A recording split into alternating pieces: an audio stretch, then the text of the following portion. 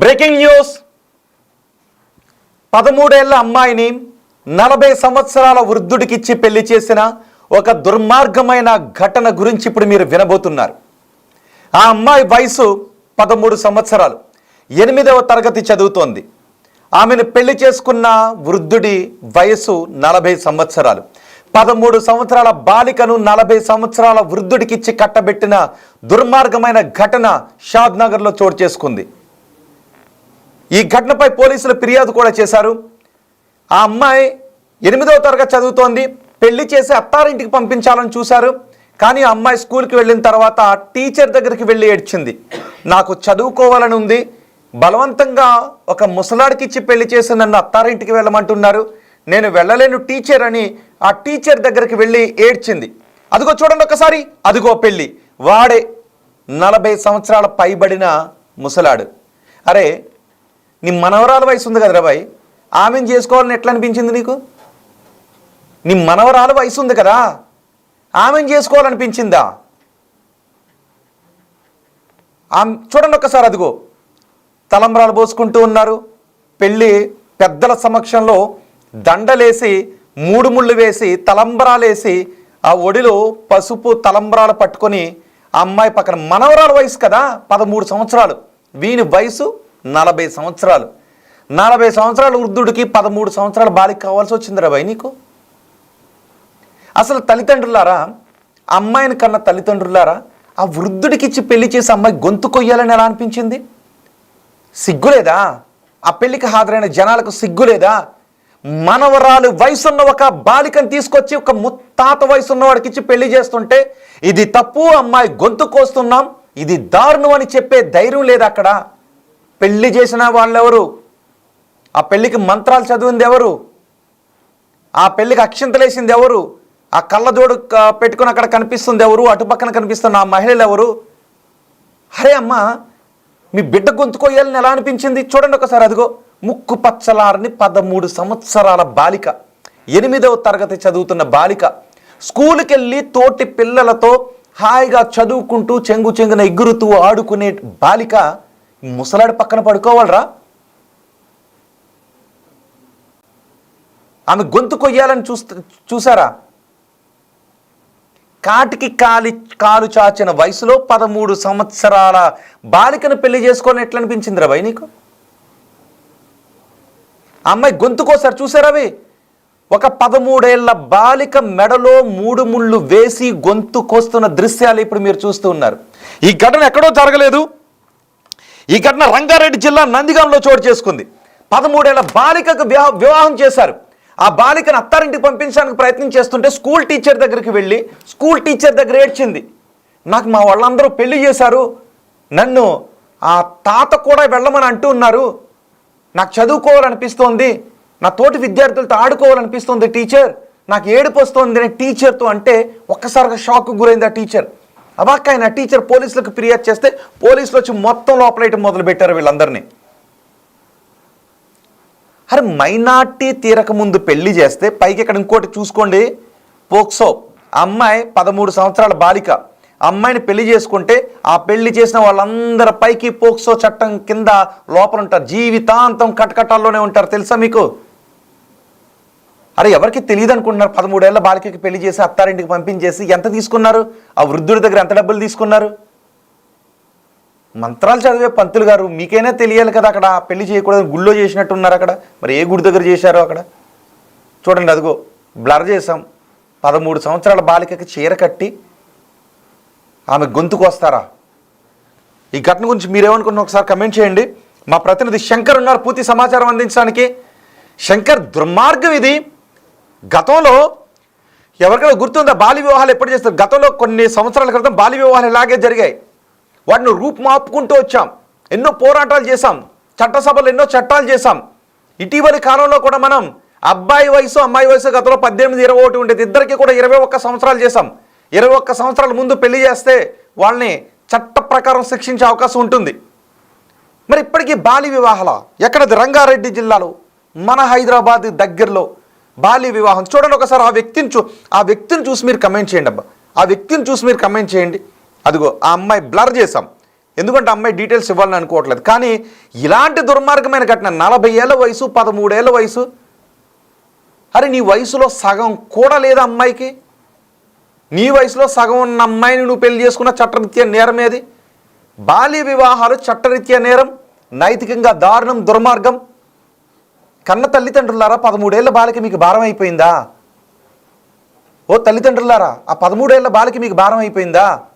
ఓ 40 ఏళ్ల వృద్ధుడా, నీ మనవరాల వయసుతో ఉన్న అమ్మాయిని పెళ్లి చేసుకున్న అమ్మాయితో సంసారం చేయాలనుకున్న బుద్ధి ఉందా నీకు? ఇలాంటి వివాహాలు ఎక్కడైనా జరిగితే వాటిని ఆపించాల్సినటువంటి అవసరం ఉంటుంది. అరే అమ్మాయికి పెళ్లి చేసుకుని అక్కడ తీసుకువెళ్తే ఎన్ని ఆరోగ్య సమస్యలు వస్తాయి? ఆమె జీవితం నాశనం అయిపోయినట్టే కదా, ఆమె జీవితాన్ని నాశనం చేసినట్టే కదా, ఆ మెల్లో కట్టింది ఉరితాడే కదా. తల్లి, తండ్రి, అక్కడున్న పెద్దలు వీళ్ళందరూ కలిసి ఆ ముక్కు పచ్చలారని 13 ఏళ్ల బాలిక మెడలో ఉరితాడు కట్టిస్తారా? వీళ్ళందరినీ ఇప్పుడు స్టేషన్కి తరలించారు. పోక్సో చట్టంతో పాటు మిగిలిన చట్టాల ప్రకారం వాళ్ళందరిపైన కేసులు నమోదు చేశారు. నాకు తెలిసి వాళ్ళందరూ ఇప్పట్లో అయితే బయటకు వచ్చే అవకాశం లేదు. మా ప్రతినిధి శంకర్ ఉన్నారు, శంకర్తో మాట్లాడదాం. శంకర్, ఈ ఘటనకు సంబంధించి మీ దగ్గర ఉన్న సమాచారం ఏంటి? పోలీసులు ఎటువంటి చర్యలు తీసుకుంటున్నారు? ముఖ్యంగా రోజు రోజుకు సమాజంలో చాలా దారుణాలు చూడాల్సి వస్తున్నటువంటి ఘటన ఈ రంగారెడ్డి జిల్లాలో చోటు చేసుకుంటుంది. ముఖ్యంగా అభంశుభం తెలియని ఒక 13 ఏళ్ల బాలికకు బాల్య వివాహంతో ఆ పాపకు ఏం చేయాలో తోచక తన టీచర్లతో తన బాధను వెళ్లజెప్పుకున్నటువంటి సిచ్యువేషన్ ఒక్కసారిగా ఈ రంగారెడ్డి జిల్లాకు సంబంధించినటువంటి నందిగామ మండల కేంద్రంలో చోటు చేసుకుంది. అంటే పోలీసులు దీని మీద పూర్తిగా ఎంక్వైరీ అయితే ప్రారంభించారు. మొత్తంగా 13 ఏళ్ల పాప స్కూల్లో 8వ తరగతి చదువుకుంటుంది. ఈ క్రమంలోనే చేవెళ్ల మండలానికి సంబంధించినటువంటి కందివాడ శ్రీనివాస్ గౌడ్ కూడా ఈ మే నెల 28వ తేదీన ఆ అమ్మాయిని ఇచ్చి బాల్య వివాహం చేశారు. ఈ క్రమంలోనే మొత్తంగా అప్పటి నుంచి చిన్నారి కూడా తల్లి వద్దనే ఉంటుంది, స్కూల్కి వెళ్లకుండా. అయితే ఇటీవల అత్తగారింటికి పంపించాలి, అత్తగారింటికి తీసుకువెళ్లాలని చెప్పి శ్రీనివాస్ గౌడ్ ఎవరైతే కూడా పెళ్లి చేసుకున్నాడో అతను అక్కడికి రావడంతో అతను పాఠశాలకు అంతకన్నా ముందుగానే పాఠశాలకు వెళ్ళినటువంటి చిన్నారి మొత్తంగా ఇదంతా జరిగింది. తనకు అత్తవారింటికి వెళ్ళడం ఇష్టం లేదు, తనకు పెళ్లి ఇష్టం లేదు, తను చదువుకోవాలనుకుంటుందంటూ కూడా చెప్పడంతో ఒక్కసారిగా పాఠశాలకు సంబంధించినటువంటి ఉపాధ్యాయులంతా కూడా ఎగరపోయినటువంటి పరిస్థితి కనిపించింది. మొత్తంగా ఈ విషయం వెంటనే స్థానికంగా ఉన్నటువంటి తహసీల్దార్ కు ఒక ఉపాధ్యాయులు వెంటనే సమాచారం ఇచ్చారు. దీంతో రంగంలోకి దిగినటువంటి పోలీసులు రాజేశ్వర్, అదేవిధంగా మిగతా వారు కూడా తల్లి స్రవంతితో సహా పెళ్లి కొడుకు శ్రీనివాస్ గౌడ్, అదేవిధంగా ఎవరైతే పెళ్లి చేశారో పురోహితుడిగా ఉండి ఒక గుడిలో పెళ్లి చేశారో మే 28వ తేదీన, పురోహితుడిగా ఉన్నటువంటి ఆంజనేయులు, అదేవిధంగా మధ్యలో వీరికి అందరి మధ్యలో కూడా సంబంధం చూపినటువంటి ఆంజనేయులు మీద కూడా పూర్తిగా కేసులు నమోదు చేశారు. మరోవైపు పెంటాయిపై కూడా కేసు నమోదు చేసి బాలికను కాదు అంటే వీళ్ళు అజ్ఞానంలో ఉన్నారా, దుర్మార్గంగా ఆలోచిస్తున్నారా, అసలు ఏంటి వీళ్ళ నేపథ్యం ఏంటి, వాళ్ళు ఏం చేస్తుంటుంటారు, అసలు ఈ శ్రీనివాస్ గౌడ్ ఏం చేస్తున్నాడు?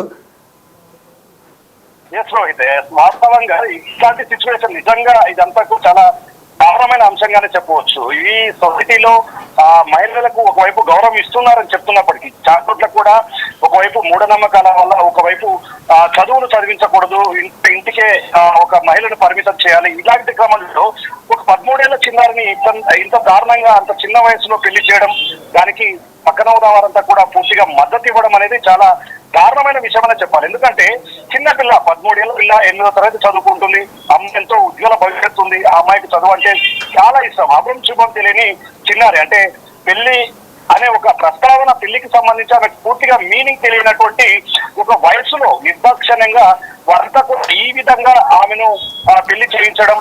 కానీ ఒక్క విషయం దీంట్లో రోహిత్, ఒక్క విషయాన్ని మాత్రం నిజంగా మెచ్చుకోవాల్సినటువంటి అంశం. ఎందుకంటే అమ్మాయి ఎప్పుడైతే విద్యార్థిని పాఠశాలకు వెళ్ళిందో తనకు జరిగిందంతా కూడా ఉపాధ్యాయులకు చెప్పిందో, ఈ క్రమంలోనే ఉపాధ్యాయులు దీని మీద చాలా సీరియస్ గా యాక్షన్ తీసుకోవడంతో ఒక్కసారిగా ఆ బాలికకు న్యాయం చేసినటువంటి పరిస్థితి. ఇప్పటికీ వాళ్ళ మీద 4 మీద కేసులు నమోదయ్యాయి. విద్యార్థులు ఎవరైతే తల్లి ఉందో తల్లి పైన, అదే విధంగా శంకర్ ఆ వివాహానికి ఎంతమంది అటెండ్ అయ్యారు, ఆ వివరాలు ఏమైనా ఉన్నాయి? మొత్తం ఫోటోగ్రాఫ్ లో కనిపిస్తున్న వాళ్ళందరినీ తీసుకెళ్లి లోపలేసేయాలి. రోహిత్, అక్కడికే ఎగ్జాక్ట్ గా మీరన్నట్టుగానే ఎవరైతే శ్రీనివాస్ గౌడ్ 40 years, ఆయన వయసు వచ్చేసి 40 years, అమ్మాయి వయసు వచ్చేసి 13 సంవత్సరాలు. ఇంత దారుణమైనటువంటి నీచమైనటువంటి ఘటనకు, నీచమైనటువంటి పెళ్లికి ఆయన అంగీకరించడం ఎంతవరకు సమంజసమనే కోణంలో కూడా పూర్తిగా విద్యార్థి సంఘాలు కావచ్చు, స్థానికంగా ఉన్నటువంటి ప్రజలంతా కూడా చాలా సీరియస్ గా దీని మీద వస్తున్నారు. ఇప్పటికీ పెళ్లి కొడుకు శ్రీనివాస్ గౌడ్ పైన, అదేవిధంగా తల్లి శ్రవంతి పైన పెంటయ్య, ఈ వ్యక్తి ఎవరైతే ఉన్నారో ఈ పెంటయ్య అనే వ్యక్తి కూడా సంబంధం చూశాడు, పెళ్లి చేశాడు.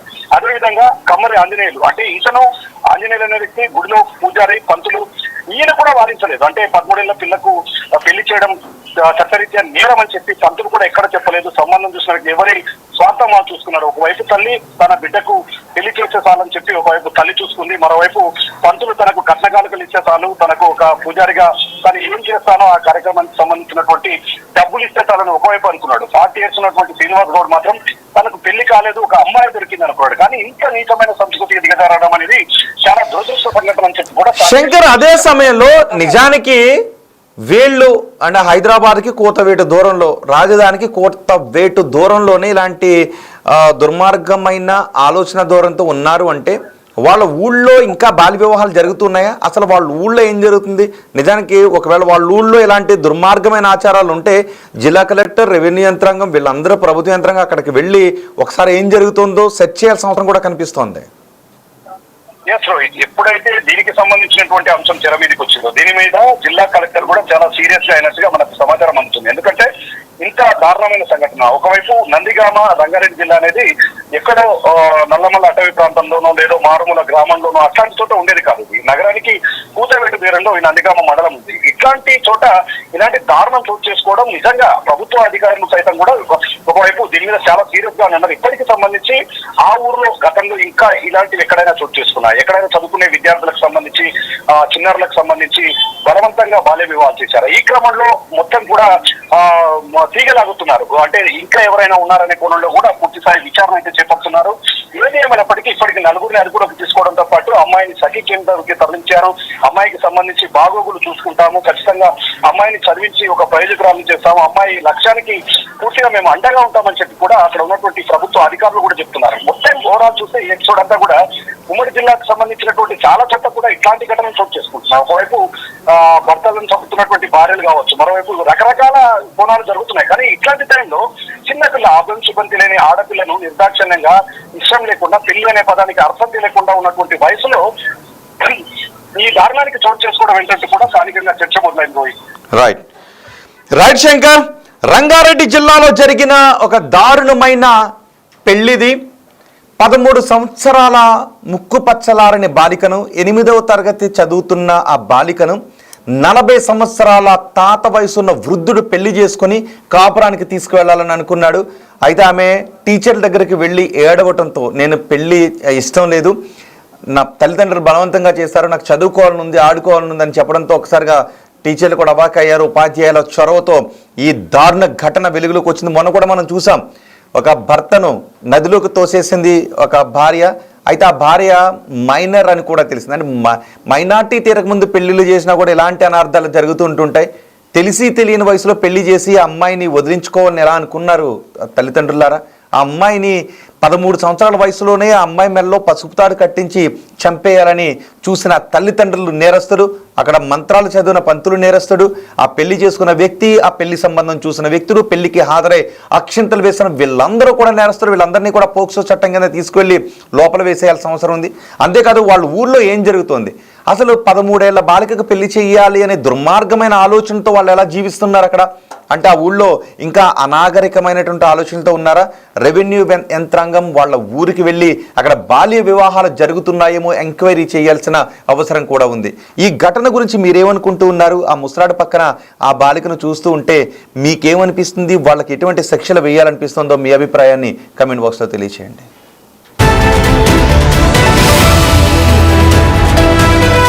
నిన్న నందిగామ స్కూల్ టీచర్ అయిన సునీత మేడం ద్వారా మాకు నోటీసులకు వచ్చింది ఏంటంటే 8th క్లాస్ అమ్మాయి మహేశ్వరి అనే అమ్మాయి 13 years ఉంటుంది, 8th క్లాసు. ఆమెకు వాళ్ళ తల్లి శ్రీనివాస్ గౌడ్ కందవాడ చేవేళ్లతంతో 5వ నెల 28వ తారీఖు నాడు పెళ్లి చేయడం జరిగింది అని చెప్పేసి చెప్తే ఇన్ఫర్మేషన్ ప్రకారం అమ్మాయిని పిలిపించి స్టేట్మెంట్ రికార్డ్ చేయడం జరిగింది. విషయం ఏంటంటే ఆమె ఇక్కడ కిరాయికి ఉంటుంది. ఇప్పుడు తల్లి శ్రవంతి ఆ ఇంటి ఓనర్ పెంటయ్య అనే అతనికి గతంలో పెళ్లి సంబంధం అమ్మకి పెళ్లి చేయాలని చెప్తే అతను శ్రీనివాస్ గౌడ్ కందవాడ అనే సంబంధం తీసుకొని వచ్చింది. వాళ్ళు మాట ముచ్చట అయిన తర్వాత 5వ నెల 28వ తారీఖు నాడు అమ్మాయికి పెళ్లి చేయడం జరిగింది. ఆ పెళ్లికి అమ్మాయి 13 years కనుక అది protection of child marriage act కిందకి వస్తుంది. అందుకు భాగంగా ఈ అమ్మాయి స్టేట్మెంట్ రికార్డ్ చేసి ఈ పెళ్లి చేసుకున్నట్టు శ్రీనివాస్ గౌడ్ను, అమ్మాయి తల్లి శ్రవంతిని, సంబంధం తీసుకొచ్చిన పెంటయ్యను ప్లస్ పెళ్లి చేసినటువంటి ఆంజనేయులను మరియు పెంటయ్య భార్య యాదమ్మ పైన చైల్డ్ ప్రొటెక్షన్ మ్యారేజ్ ప్రొటెక్షన్ దాంట్లో కేసు కట్టడం జరిగింది. ఇన్వెస్టిగేషన్ చేస్తున్నాము. ఈ పెళ్లికి సహకరించినటువంటి ఎవరైతే పెద్ద మనుషులు కానీ ఎవరైతే బంధువులు ఎవరైతే ఉన్నారో అందరిపైన కూడా కేసు బుక్ చేయడం జరుగుతుంది. లీగల్ యాక్షన్ తీసుకోవడం జరుగుతుంది. మాది జడ్పిహెచ్ఎస్ ఉన్నత పాఠశాల నందిగామ గ్రామం. ఇక్కడ నేను ప్రధానోపాధ్యాయునిగా పనిచేస్తున్నాను. నా పేరు కేవి సుధాకర్. మా పాఠశాలలో 8th క్లాస్ చదువుతున్నటువంటి మహేశ్వరి అనేటటువంటి అమ్మాయి 7th పాస్ అయిపోయిన తర్వాత మే నెలలో వాళ్ళ ఇంట్లో పెళ్లి చేసి ఉన్నారని చెప్పేసి మొన్న తెలియజేస్తే మేము ఆ అమ్మాయి గురించి ఇన్ఫర్మేషన్ అంతా కూడా ఎంఆర్ఓ గారికి తెలియజేయడం జరిగింది. ఎంఆర్ఓ గారు పోలీస్ డిపార్ట్మెంట్కి చెప్పి అట్లా అన్ని విషయాలను ఎంక్వైరీ చేసిన తర్వాత సఖీ సెంటర్కి పంపించడం జరిగింది. ఆ అమ్మాయి ప్రస్తుతం 8th క్లాస్లో ఉంటుంది. ఆమె తల్లి మాత్రమే ఉంది, తండ్రి లేడు. ఇదే నందిగామ గ్రామమే వాళ్ళది. అబ్బాయిది కందవాడ అని ఏదో గ్రామము అన్నారు, చెవెల దగ్గర. క్లాస్ టీచర్కి చెప్పిందండి. This is Srinivas, physical director of the school, ZPHS Nandigama. ఈ విలేజ్ లో లాస్ట్ డ్యూరింగ్ సమ్మర్ సీజన్ లో ఒక అమ్మాయికి 7th క్లాస్ అమ్మాయి 7th క్లాస్ హాలిడేస్ లో ఉన్నప్పుడు మ్యారేజ్ జరిగిందని చెప్పేసి ఒక విషయం మా దృష్టికి వచ్చింది సార్. ఆ పాపనే ఆ రోజు మన 29th రోజు ఆఫ్ దిస్ మంత్ వచ్చి ఇట్లా ఏడుస్తా ఉంటే మీకు ఏమైందమ్మా అని చెప్పేసి అడిగితే క్లాస్ టీచర్ సునీతారాణి మేడం ఇలా జరిగింది, నాకు మా అమ్మ మా అత్తగారింటికి పంపించాలని చూస్తా ఉంది, I'm not interested to go to that place, that is the reason I have come here అని చెప్పి మేమంతా కలిసి మేము హెచ్ఎం సార్ అందరం కలిసి ఆ టీచర్ క్లాస్ టీచర్ అందరు కలిసి ఎంఆర్ఓ సార్కి ఇన్ఫార్మ్ చేసాము. Girl was taken to the MRO and then there అక్కడ వాళ్ళందరూ డిస్కస్ చేసి ఎంక్వైరీ చేసి ఐసిడిఎస్ పీపుల్ వాళ్ళు పిలిచారు. వాళ్ళు అంగన్వాడీ వాళ్ళందరూ కొంతమంది విలేజెస్ కూడా తెలిసిన వాళ్ళందరూ పిలిచి ఎంక్వైరీ చేసి మాట్లాడి తర్వాత ఆ పిల్లని సఖీ సెంటర్ పంపించడం జరిగింది. విత్ ద సపోర్ట్ ఆఫ్ ఇద్దరు కానిస్టేబుల్స్ తోటి తీసుకెళ్లారు సార్.